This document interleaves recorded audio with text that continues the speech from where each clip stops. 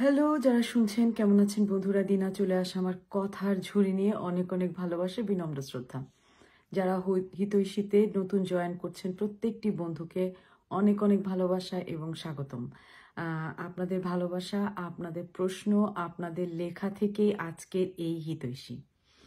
আজকে যে বিষয়টি নিয়ে কথা বলবো, বিষয়টি হচ্ছে পরবাসী বউ। অনেক চিঠি আসছে বন্ধুরা, অনেক অনেক চিঠি আসছে, ধন্যবাদ। অনেকে বলবার জন্য অনুপ্রাণিত করছেন, ধন্যবাদ। অনেকে ভিডিওর জন্য রিকোয়েস্ট করছেন, অনেক ধন্যবাদ। অনেকগুলো লেখা থেকে আমার কাছে মনে হয়েছে আজকের এই বিষয়টি যদি আমি এভাবে বলি, অনেক মেয়ের প্রশ্নের উত্তর হয়তো একবারে দেয়া হয়ে যাবে। পরবাসী বউ। আমরা যারা পরবাসী, আমাদের জীবন এমনিই ভীষণ স্ট্রাগল। একটি কমফোর্টেবল লাইফ থেকে এসে নতুন একটি জায়গাতে,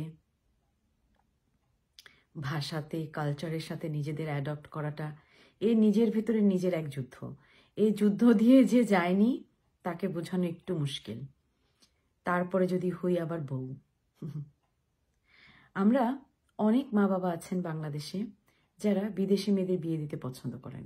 বাংলাদেশে মনে করেন বিদেশে গিয়ে মেয়েটি দাঁড়িয়ে যাবে। এবং 90s-এ 2000-এ কিছু যেসব মেয়েদের আসলে বিদেশে বিয়ে হয়েছে, তারা যে খুব বেশি এডুকেটেড তা কিন্তু নয়। ইন্টারমিডিয়েট, ডিগ্রি পাস এই মেয়েগুলো যাদের বিদেশে বিয়ে হয়ে গেছে এবং বিদেশে চলে আসার পরে তারা নতুন একটি জীবন তৈরি করার চেষ্টা করছে। কিন্তু প্রত্যেকটি মেয়েরই বিয়ের পরে তার জীবন নতুনভাবে স্টার্ট করবার জন্য, আরেকটা পরিবারের সাথে খাপ খাইয়ে চলবার জন্য অনেক স্ট্রাগলের ভেতর দিয়ে একটি মেয়েকে এমনিতেই যেতে হয়। তারপরে যারা পরবাসী, দেখা যায় ছেলের পরিবারের সবাই বিদেশে আছে, মা বাবা ভাই বোন সবাই এখানে, মেয়েটি বিয়ে হয়ে এখানে চলে আসলো। শুধু সে কালচার শক পাচ্ছে না, শুধু সে কালচার, দেশ এগুলো নিয়ে সে যুদ্ধ করছে না। তার একটি পরিবারে নিজের জায়গা, সবার পছন্দ মতো চলা, সবাইকে টেক কেয়ার করে চলাগুলো, তার ইচ্ছে অনিচ্ছাগুলোকে প্রকাশ না করা, একটা পরিবারে ম্যাচ করে চলা, সেই স্ট্রাগলের ভেতর দিয়ে একটা মেয়ে যাচ্ছে। সেই জীবনটা বাংলাদেশে যেসব মেয়েদের বিয়ে হচ্ছে, শ্বশুর বাড়ি আছে, বাবার বাড়ি পাশে আছে, সেই মেয়েদের মতো না, একটু ডিফারেন্ট। কারণ যেসব মেয়েরা বিদেশে চলে আসে এবং দেখা যায় হাজব্যান্ড ওয়াইফের ভিতরে একজনের পার্টনার দেশে, মানে সেই দেশেই রয়েছে, সেই ইমোশনাল সাপোর্টগুলো অলওয়েজ পাচ্ছে, তার আশেপাশের ইমোশনাল সাপোর্টগুলো পাচ্ছে। কিন্তু আরেকটি যে ব্যক্তি যে বাইরে থেকে এসে পরিবারে জয়েন করছে, সে সাধারণত ইমোশনাল সাপোর্টটা পায় না। কারণ আমরা মেয়েরা যখন কোনো সমস্যায় থাকি বিদেশে, আমরা বাবা মাকে বলি না, আমরা বাবা মাকে বুঝতেও দিই না, এরকমই হয়।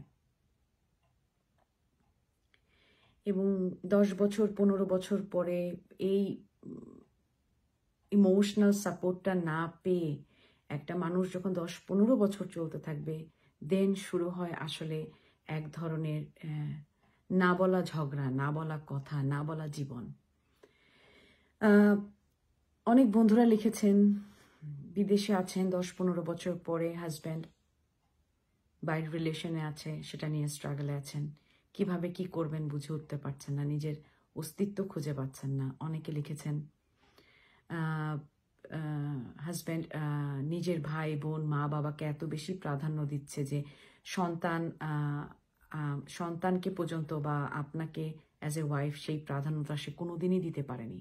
সবসময় আপনি একটু মানে সেকেন্ড সিটিজেন, আপনি কখনোই সেই পরিবারের ফার্স্ট সিটিজেন হতে পারেননি। সবসময় আপনার হাজব্যান্ড আপনাকে সেকেন্ড সিটিজেন হিসেবে ট্রিট করেছে।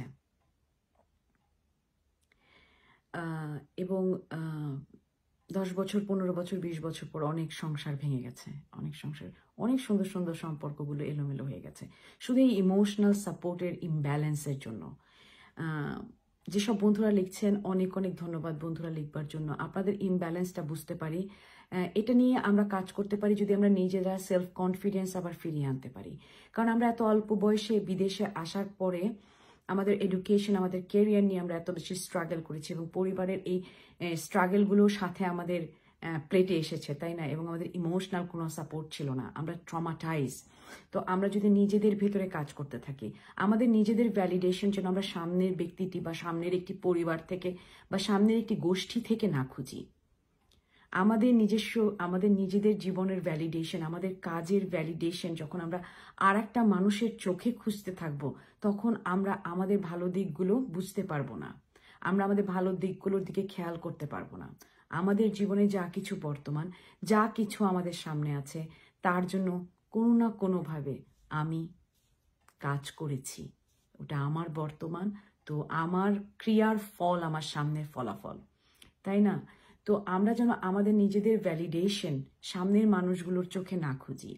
আমাদের নিজের ভ্যালিডেশন, সামনে একটি লোক আমাকে প্রাধান্য দিচ্ছে না, সামনের একটি লোক আমাকে ভালোবাসছে না, সামনের একটি লোক আমাকে সেকেন্ড সিটিজেন হিসেবে সবসময় ট্রিট করছে, সেখানে যেন আমরা স্টাক হয়ে না যাই। আমরা যেন স্টাক হয়ে না যাই। আমাদের ভ্যালিডেশন আমাদের কাছ থেকে শুরু হয়। যখন এভাবে আমরা চিন্তা করতে পারি, আমরা অনেক অনেক পুরনো সরো ব্যথা ভোলা সম্ভব। বন্ধুরা যারা লিখছেন অনেক অনেক ধন্যবাদ, আবারও লিখবেন, লিখতে থাকবেন। এবং পরবাসী বউ খুব একটা সহজ চরিত্র নয়, ভীষণ ভীষণ একটি কঠিন চরিত্র। যদি আশেপাশের পার্টনারটি ভালো হয়, আশেপাশের পার্টনারটি যদি কেয়ারিং হয়, তাহলে সুন্দর একটি যুদ্ধ। আর সেই মানুষটি যদি আপন না হয়, সেই মানুষটি যদি না বোঝের মতো হয়, বুঝবার শক্তি না থাকে, জীবনটা একটু কঠিন। তবে স্থিরতা বন্ধুরা, স্থিরতা। কখনো না কখনো দেখা হবে। আপনাদের বন্ধু দিনা।